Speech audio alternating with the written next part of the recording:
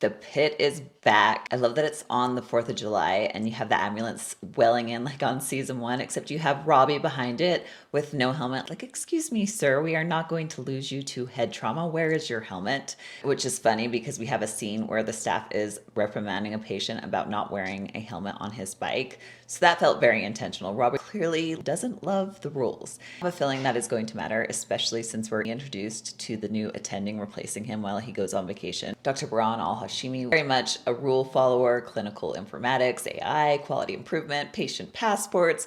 She even wants to change the name of the pit, which no ma'am, we are emotionally attached to this. Obviously the tension for a bigger clash is already being set up. And even though I think a lot of us are probably a little annoyed by her right now, I really do think her role is going to matter later. We all love that Dana is back. She is our queen and she is teaching Emma, this quiet nurse, about STAMP, which honestly felt like just as much a warning for us as it was for the staff.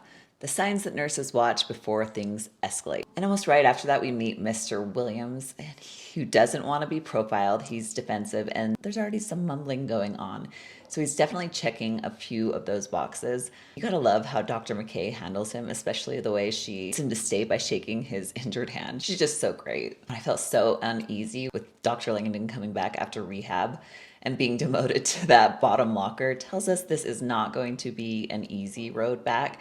Still, I do have to give him some grace for owning up to Louis about stealing his drugs, which with Louis, I'm a little bit worried about him because his health does not feel promising to me this season. Hello, Mel. Why does everybody leave her in the middle of a conversation? For her to have a malpractice case to face this day, I'm hoping it's not as big of a deal as Santos has suggested. Santos left her to deal with the child abuse case, which was difficult to watch, and I'm hoping that's not what it is, how the child is able to lie so easily. I don't know. My favorite moment in this episode was when Whitaker called for a moment of silence with the new residents after the elderly man passed, using the same words that Robbie did back in season 1. That really got me. It says so much about Robbie as a teacher and the impact he's had, which I worry about the new attendee.